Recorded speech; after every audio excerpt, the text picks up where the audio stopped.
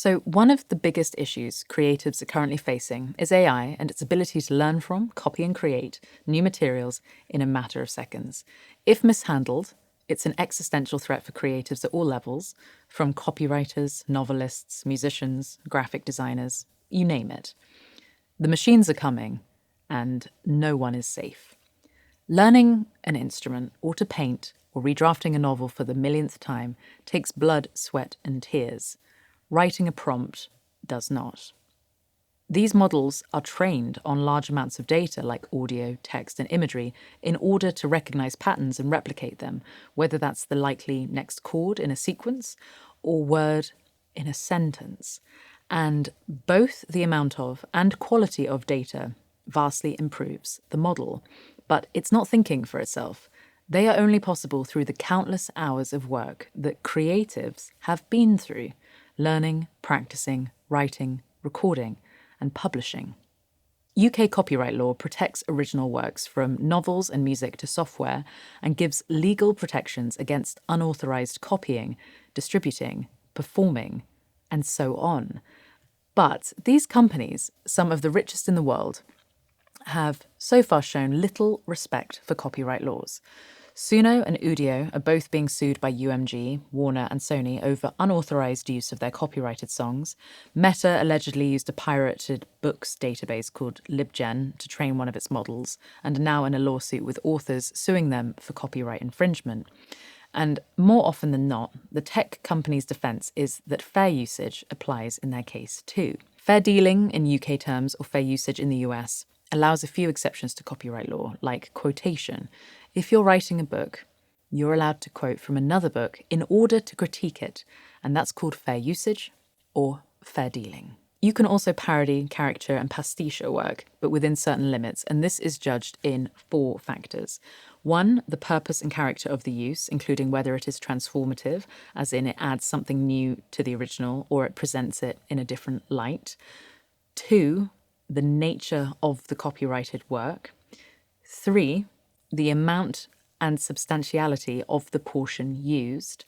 And 4, the effect of the use on the potential market for the copyrighted work.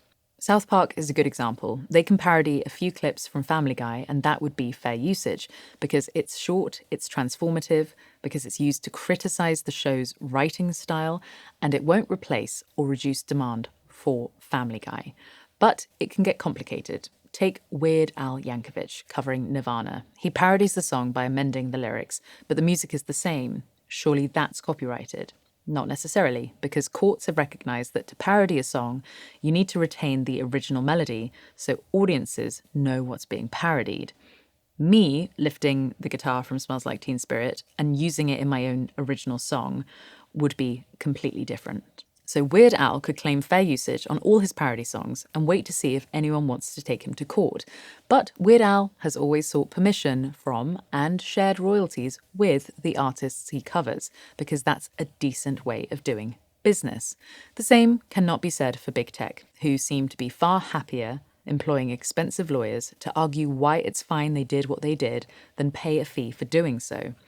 Meta says it would be too difficult and time-consuming to get permission to use books, and they don't need to anyway because it's fair usage, and that an individual book is so small in data terms that it wouldn't make a difference anyway. And they're sticking to that story.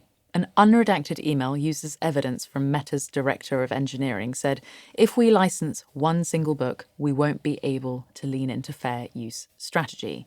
Likewise, Suno, who after a lengthy silence said they consider their unauthorized copying fair usage. We'll have to wait and see how these court cases play out, because the results really matter for the future. The UK's creative industries account for 2.4 million jobs and generate £123 billion annually for the economy, as well as providing enormous cultural reach and soft power. They are one of the things we have done really, really well, and they must be protected. Meta is a $1 trillion company. Its annual revenue in 2014 was $164.5 billion.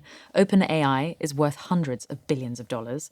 These tech companies are the biggest the world has ever seen, and are working on AI models that will make them even wealthier and more powerful than we could possibly imagine. If they do so ethically, with the good of humanity in mind, they could transform the world for the better? If not, I dread to think. So, having some synthetic humanoid tech bro wearing a 900k watch telling you his company can't afford to pay for using your work, but it's great exposure, just really stings, doesn't it? It leaves a really horrible taste in the mouth. This is absolutely a scenario where you want your government to stand up and say, nice try, but let's get real. You can absolutely afford this, so let's talk terms. And if you try and weasel out of it, we'll write laws that will stop you. Instead, the UK government is seemingly doing everything they can to side with big tech. First, they said that current copyright laws were holding back the AI and creative industries and proposed tech firms be allowed complete access and that artists would have to opt out of their work being used as training data. Cue uproar and protests from hundreds of the biggest names in the industry, including Elton John, Dua Lipa, and Paul McCartney, citing impracticality, lack of transparency, and economic ruin. Now the government has blocked a proposed amendment to the Data Use and Access Bill that would have required tech companies to reveal which copyrighted material they've used in their models. The government is desperately trying to grow the economy and sees AI and big tech as their saviour and is clearly swallowing the absolute nonsense, pardon my French, that paying for this material would make life impossible for them. I have seen no convincing explanations on how paying for usage would hold back big tech. Take this. This is from the Centre for Data Innovation in a piece called If AI Training is Theft, Then Everyone's a Thief. The author argues that human learning has always built on what came before for permission, payment, or even attribution, and that it's impossible for humans to trace how specific sources influence a final work. Similarly, AI can't pinpoint what inspired a particular output, especially since it draws from numerous sources, making individual contributions negligible. And finally, that the UK should adopt a forward-looking copyright framework that enables, rather than obstructs, AI development. There are just so many obvious problems with this. Do you truly believe that an AI model creating Miles Davis ripoffs at industrial scale and profiting from them is really the same as a human artist learning and being inspired by great work and striving to make their own contribution to human culture? Do you really think the hundreds of millions of collective creative hours to give humanity meaning are without worth or undeserving of any compensation? These companies can redistribute a tiny fraction of the enormous wealth they're going to acquire in the coming years to fund arts and culture and use it to create a thriving society where every child can learn an instrument if they want, or any adult can live a life made meaningful by creative pursuits. Or they can add another few billion to their big pile of gold and hoard it like some big, fat, greedy dragon. The UK government must change their stance on this. They must do the right thing and they must make it fair.